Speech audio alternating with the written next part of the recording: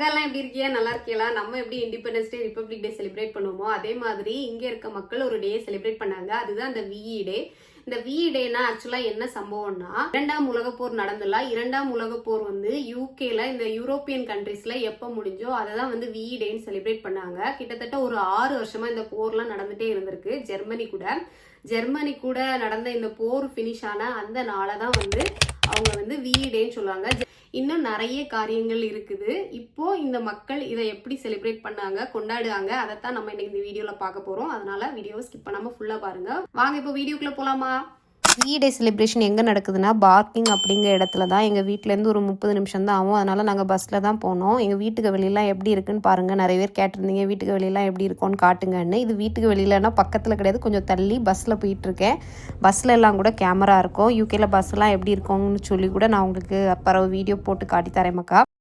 நம்ம ஊர் மாதிரி அங்கங்கே புரோட்டா கடை இருக்கோ இல்லையோ, இங்கெல்லாம் வந்து சிக்கன் பீஸா கடை, பர்கர் கடை, இது எல்லா தெருவும் இருக்கும் மக்கா. கண்டிப்பாக இருக்கும். யூகேல பெரும்பாலும் நிறைய இடங்களில் இந்த மாதிரி கடைகளை தான் நம்ம பார்க்க முடியும். நம்ம ஊர் கடைகள் ஒரு குறிப்பிட்ட இடங்களில் தான் இருக்கும். இந்த மாதிரி பீஸா பர்கர் கடைகள் தான் நிறைய இடங்களில் இருக்கும். இதுதான் நாங்கள் போகிற வழியில் தினமும் பார்க்க காட்சி. டெய்லி இந்த மாதிரி கடைகளை தான் நம்ம பார்ப்போம். நம்ம ஊர் மளிகை கடைகளையெல்லாம் நம்ம ரொம்பவே மிஸ் பண்ணுவோம் மக்கா. கண்டிப்பாக ஊருக்கு வந்தால் அதெல்லாம் பெரிய விஷயமா தான் நமக்கு தெரியும். இப்போ நீங்கள் பார்த்துட்டு இருக்கிறது வந்து யூகேல இருக்கிற ஒரு ட்ரெயின் ஸ்டேஷன். இது வந்து ஏதோ பஸ் ஸ்டாப் மாதிரி தான் இருக்கும். ஏன்னா அவ்வளவு பஸ் தான் இங்கே வந்து நிற்கும். கன்னியாகுமரியில எல்லாம் பார்த்தீங்கன்னா ஆட்டோ, காரு, பைக் எல்லாம் பார்க் பண்ணதுக்கு தனியாக இடம் இருக்கும். இங்கேயே இருக்கும். ஆனால் இந்த ட்ரெயின் ஸ்டேஷனில் மெயினாக கிடையாது. ஸ்டேஷனுக்கு உள்ளேயும் பார்த்தீங்கன்னா ஒரு 2-3 ஸ்டெப்ஸ் எடுத்து வச்சிட்டாலே போதும், பிளாட்ஃபார்ம் உடனே வந்துடும். நான் ஒரு நாள் காட்டி தரேன் மக்கா எப்படி இங்கே இருக்க ட்ரெயின் ஸ்டேஷன் இருக்குது, எங்கள் வீட்டு பக்கத்தில் இருக்க ட்ரெயின் ஸ்டேஷன் எப்படி இருக்குன்னு அதையும் ஒரு நாள் காட்டித்தரேன். நம்ம பார்க்கிங் வந்தாச்சு மக்கா. இது வந்து ஒரு குட்டி டவுன் மாதிரி தான். இப்போ நீங்கள் டிம்சன் அப்படின்னு பார்க்க கடை வந்து கீ, வாட்ச் எல்லாம் ரிப்பேர் பண்ண கடை. இதுவே எவ்வளோ பெரிய கடைன்னு பாருங்கள். ஒரு வாட்ச் ரிப்பேர் பண்ணதுக்கே வந்து 25 பவுண்டு 30 பவுண்டு, அதாவது நம்ம ஊர் பைசாக்கு வந்து 3500 ரூபாய் கிட்ட வாங்குவாங்க.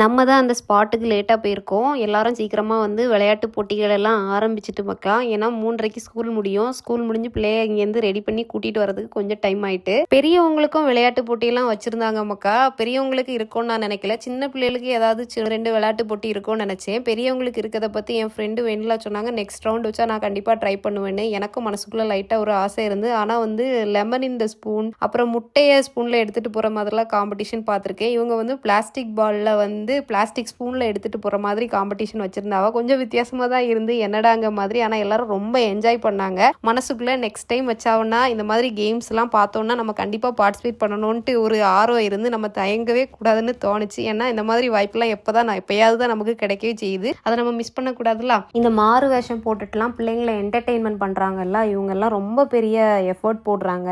அவங்க கஷ்டப்பட்டாலும் மற்றவங்கள சிரிக்க வைக்கணும், சின்ன பிள்ளைங்களை சிரிக்க வைக்கணும்னு சொல்கிற ஒரு எய்மோட வந்து இந்த எஃபர்ட் எல்லாம் அவங்க போடுறாங்க. எப்படி பார்ப்பாங்க, எப்படி இவங்கெல்லாம் மூச்சு விடுவாங்கன்னே தெரியல. இவங்க ஒரு 1-2 hours தான் இதை பண்ணிட்டு இருந்தாங்க. ஆனால் இதையே வந்து ஒரு ப்ரொஃபஷனாக டெய்லி எடுத்து பண்ணவங்களும் இருப்பாங்க. அவங்கெல்லாம் எவ்வளோ கஷ்டப்படுவாங்கன்னு அப்போ தான் எனக்கு தோணுச்சு. நம்ம வந்து இவங்க கூட எல்லாம் ஒரு 1-2 minutes தான் நின்று ஃபோட்டோ எடுப்போம், டைம் ஸ்பெண்ட் பண்ணுவோம். ஆனால் அவங்களுக்கு அது எவ்வளோ கஷ்டம் பார்த்தீங்களா. எவ்வளோ கஷ்டப்பட்டாலும் நம்மளை ஹாப்பியாக என்கேஜாக வச்சுருக்காங்க. அவங்களுக்கு ஒரு பெரிய ஹேட்ஸ் ஆஃப் இந்த இடத்துல வந்து நான் சொல்லணும்னு நினச்சேன். யூகேயை பொறுத்த வரைக்கும் பாதி சம்மர் பாதி வின்டர்னு இருக்கிறதுனால, முழுசாவே வின்டர் மாதிரி தான் இருக்குது, அது வேற. இந்த மாதிரி இருக்கிறதுனால இங்கே இருக்க பிள்ளைங்களுக்கு வந்து வெளியே டைம் ஸ்பெண்ட் பண்ணதுக்கு நேரம் கொஞ்சம் குறைவாக இருக்கும். அதனால சம்மரில் இந்த மாதிரி நிறைய ஆக்டிவிட்டீஸ் இருக்கும். விளையாட்டு போட்டின்னு சொல்கிறத விட பிள்ளைகளுக்கு எல்லாரையும் என்கேஜிங்காக, சந்தோஷமாக, ஹாப்பியாக வச்சுக்கிறதுக்கு நிறைய ஆக்டிவிட்டீஸ் இந்த மாதிரி பண்ணுவாங்க. இவங்களுக்குலாம் ஃபர்ஸ்ட் ப்ரைஸ், செகண்ட் ப்ரைஸ், ஆறுதல் ப்ரைஸ் இப்படி எதுவுமே கிடையாது. எல்லாரும் சமந்தான். தோத்தாலும் ஜெயிச்சாலும் எல்லாமே ஒன்றுங்க மாதிரி தான் இந்த விளையாட்டு போட்டியெல்லாம் எடுத்துகிட்டு போயிட்டு இருந்தாங்க. நம்ம சின்ன பிள்ளைல இந்த மாதிரி விளையாட்டு போட்டிகளெல்லாம் மிஸ் பண்ணிட்டோமே. ஏன்னா வந்து எல்லா விளையாட்டு போட்டிலும் நம்ம ஜெயிக்க மாட்டோம். நமக்கு கொஞ்சம் வருத்தங்கள் எல்லாம் இருக்க தானே செய்யும். அந்த மாதிரி வருத்தங்கள்லாம் இந்த பிள்ளைங்களுக்குலாம் வரவே செய்யாது மக்கா.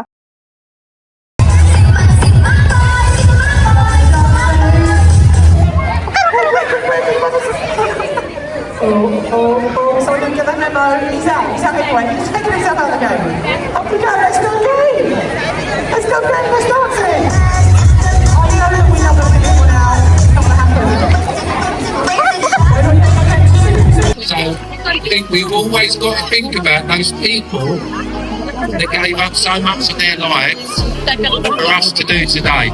And without that, this borough would not be the borough it is today.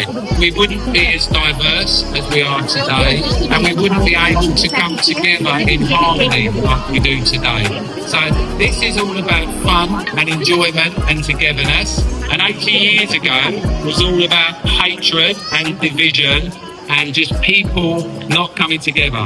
So we're always proud for our young people because it's all about them moving forward. So I'm going to let you carry on with your fun. The DJ is going to hit the music again and have a great rest of the day and rest of the இவங்க தான் இந்த parking டெகனமோட கவுன்சிலராக இருக்கார். இது வந்து ஒரு council தான்.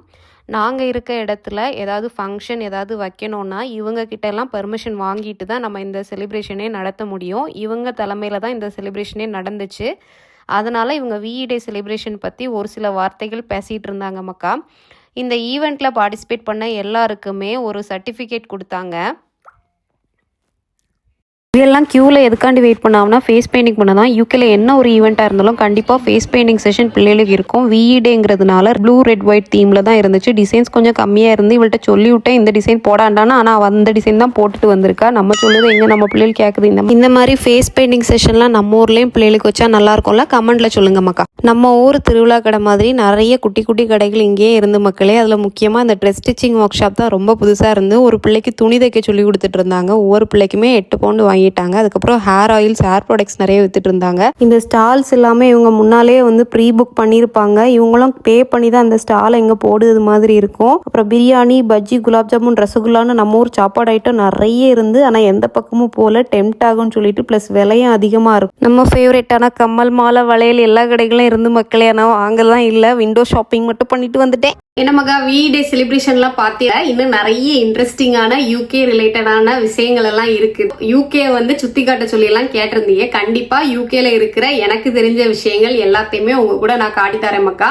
அதனால மறக்காம என் சேனலை சப்ஸ்கிரைப் பண்ணிக்கோங்க. இன்னொரு வீடியோல உங்க எல்லாரையும் பார்க்கட்டா மகா. டாடா.